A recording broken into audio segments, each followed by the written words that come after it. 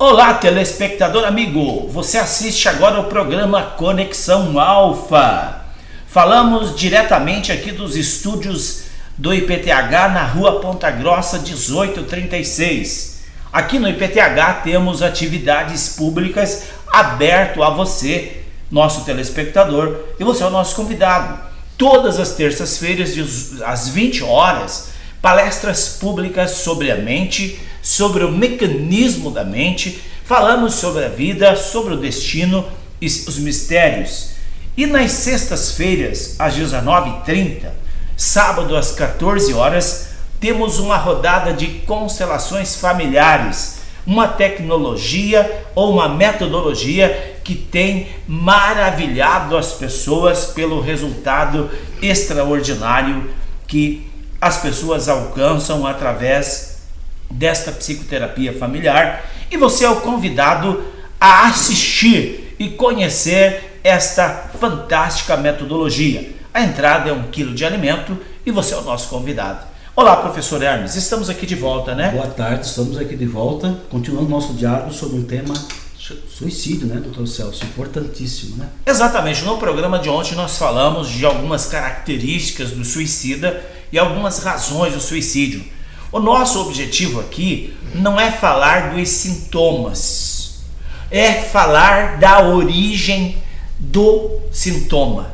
Em toda a nossa visão psicoterapêutica, não olhamos para os sintomas, enquanto 1 milhão de pessoas falam dos problemas aleatoriamente, nós viemos a público e falamos. O inconsciente das pessoas guardam a origem primeira que leva ao suicídio. Ninguém suicida se não tiver dentro de si um trauma, um complexo de rejeição, um abuso na infância ou outros fatores que podem desestruturar a tricotomia humana. O professor Hermes está aqui conosco novamente, né, professor? Com muita satisfação. E nós estamos começando, doutor Celso, nós paramos ontem uma questão que eu gostaria que o senhor opinasse para todos nós. Às vezes, eu penso o seguinte, que quando alguém toma uma decisão tão dramática, tão drástica, como eu tirar a minha vida, muitas vezes tem um sentido assim: me ouçam, estou desesperado, eu estou precisando de ajuda. E às vezes tem a ver com a pergunta que eu acho assim: será que também tem isso?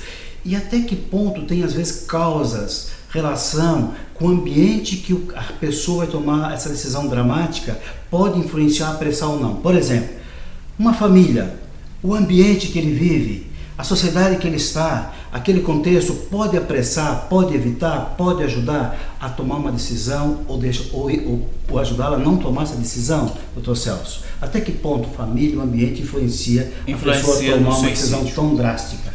Veja, meu querido telespectador, a pergunta do nosso querido colega de estúdio, o professor Hermes, é bastante profunda. Mas antes de falar, de responder objetivamente a pergunta, professor, eu quero falar de algo mais profundo ainda. Que o nosso objetivo aqui é falar sobre os mistérios da vida. E nós trabalhamos dentro de uma visão sistêmica e do inconsciente. O inconsciente é a parte da mente onde coordena o nosso destino. E nós somos pertencentes a um grande agrupamento de pessoas, a nossa família.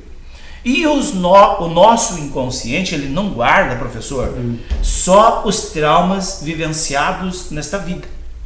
Guarda os traumas ou as vivências passadas. E o que a ciência comprova, a ciência mental, é que nós temos dentro de nós o histórico dos eventos ocorridos na nossa família, das mais longínquas gerações. E tem um fator que passa desapercebido, professor Hermes, nas famílias, é o que ocorreu nas gerações passadas. As famílias que tiveram envolvimento com magia negra, com feitiçaria, com obras de macumbaria, essas famílias deixam para os seus descendentes uma herança amaldiçoada. E isso desencadeia na forma de uma ressonância que desequilibra o psiquismo dos membros da família.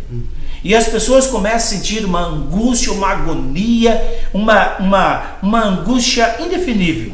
Não conseguem definir de onde vem esta angústia. As pessoas têm visão de vulto, audição de vozes, têm insônia, têm sérios problemas gástricos, quer dizer, houve uma somatização psíquica, ou seja, o sistema emocional já rompeu o mecanismo psicofísico e se instalou no corpo físico os problemas de ordem emocional. E aí nós voltamos para a pergunta agora do professor Hermes. Até que ponto a família pode influenciar no suicídio ou a sociedade? Vejam bem, nós aqui em Apucarana, infelizmente, ocupamos a terceira regional saúde do Paraná, índice de suicídio. Vejam, meus queridos telespectadores, Apucarana foi construída em cima de muito sangue. Foram os pioneiros, muitos pioneiros, não todos, mas a história diz isso, que muitas pessoas foram mortas para que os outros se apossassem da terra. E houve aqui nessa região muitas mortes por vinganças e etc. e tal. Estas ressonâncias ficam nos campos mórficos da família e as pessoas que moram aqui, muito embora não tenham nenhum elo familiar com essas famílias que cometeram esses suicídios, esses assassinatos ou homicídios em massa. Estas ressonâncias ficam nos campos mórficos da cidade. E as pessoas que têm uma predisposição, têm algum complexo de rejeição, ou a família tem algum envolvimento com a magia negra, com o ocultismo baixo, essas pessoas são candidatas a receberem as ressonâncias dos campos mórficos da cidade. E aí sim acontece um desequilíbrio. E outro fator importantíssimo na questão do suicídio é quando os pais não se entendem. Quando os pais não se entendem, quem recebe as ressonâncias atritosas dos pais são os filhos. E aí nós vemos o absurdo da quantidade de jovens que tentam suicídio ou que cometem o suicídio e tantos outros que pensam sobre o suicídio. Então, para responder ao meu colega de estúdio, professor, a família tem muito a ver. Ela tanto pode contribuir para o suicídio quando não dá a devida atenção e quando não busca um tratamento apropriado para a pessoa que está com desejo de suicídio. Mas, doutor Celso, aí tem uma questão que eu gostaria de dizer ao senhor que acho que é mais profunda. Quer dizer que então, a pessoa que toma a decisão de tirar a sua vida, a questão ética agora, ele pode não estar ser responsabilizado unicamente por essa decisão. Ele pode estar não ter controle sobre a decisão. Ela pode ser influenciado por alguma coisa que aconteceu na geração passada. Quer dizer, porque veja bem, tem religiões, né, que dizem que se você não tem hipótese alguma poderia tirar a sua vida, é pecado. Tem religiões ou algumas filosofias que dizem assim, não, você até pode tirar a sua vida se tiver um bom motivo para isso, que é um motivo social, kamikaze e tal, grupos. Mas pensa bem, como o senhor está colocando, se eu sou influenciado por coisas que aconteceram as gerações passadas, às vezes eu não tenho nenhum controle sobre essa decisão que eu tomei. Eu posso culpar alguém por ter tomado a decisão de se matar? Não, professor, absolutamente ninguém é culpado. Não existe um culpado absoluto, porque são vários fatores que se acentuam no psiquismo da pessoa que tem o desejo de suicídio. O que eu falo aqui, e volto a dizer, já falei em outros programas, existe um pano de fundo, professor, um registro básico que sustenta o desequilíbrio. E este registro básico é o desamor que aquela pessoa encontrou no período da fecundação e nos 9 meses do ventre materno, se estendendo também a complicação até os primeiros 7 anos. Então, esses fatores codificados no inconsciente da criança servirão como pano de fundo para os desequilíbrios psicológicos que podem surgir, e aí advêm os problemas espirituais, que podem desequilibrar a pessoa e fazer com que ele não tenha nenhuma condição psicológica de decidir pelo ato de tirar a vida ou não. Sempre existe um pano de fundo. E o que leva a pessoa ao suicídio, em 100% dos casos, é a obsessão espiritual. São espíritos obsessivos, espíritos vingativos de outras vidas ou espíritos vingativos dentro do sistema familiar, que aproveita a fragilidade psíquica da pessoa e começa a induzir na pessoa o desejo de suicídio.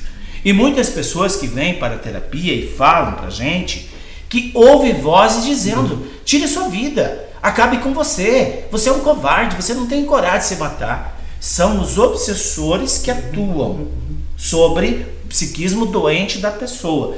Agora, vou voltar um pouquinho no que o senhor disse antes. Ninguém é culpado. Existe um desequilíbrio psíquico. Talvez a mãe ou o pai façam o melhor, mas nem sempre o melhor deles seria possível para evitar. Vamos ver se nós podemos ajudar os nossos espectadores. Quer dizer, a decisão é unicamente consciente? Não. É inconsciente ou é resultado das duas coisas? Eu estou imaginando alguém que está lá, decidir ir lá para o banheiro, amarrar lá criar um ambiente para suicidar. Essa decisão dele, pessoal, ela é consciente quando diz assim: eu vou pegar o fio, vou no banheiro, vou amarrar e vou me suicidar.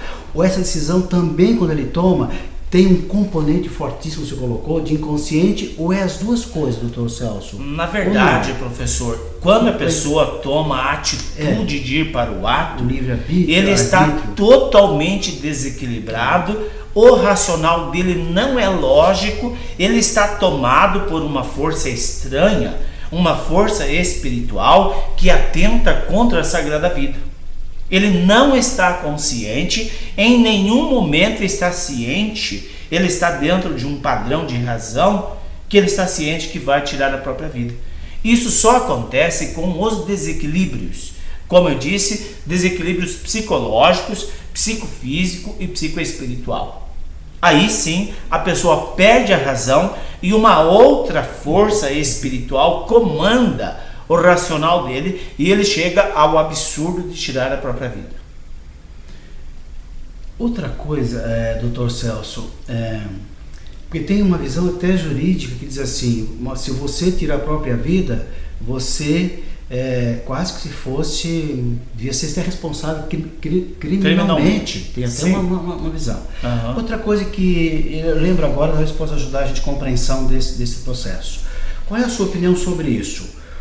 O suicídio é um ato isolado ou é um processo? Eu estou pensando assim: quando aquele que vai suicidar cria fantasias, que começa a imaginar o suicídio dele, depois faz algumas tentativas para suicidar, mal sucedidas, não vão socorrer, e depois o ato de suicidar se consuma.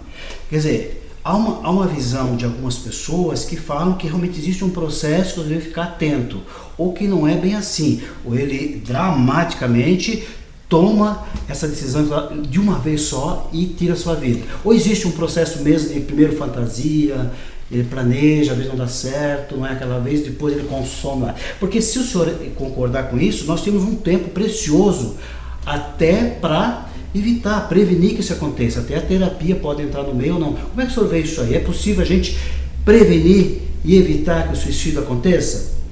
Nós chegamos ao final do nosso programa e eu volto amanhã terminando de responder esta pergunta do professor: se o suicídio é um processo ou a pessoa toma a decisão e comete o ato. Eu volto amanhã falando sobre isso. Grande abraço, professor. Grande abraço para todos. Até amanhã, então. Até amanhã.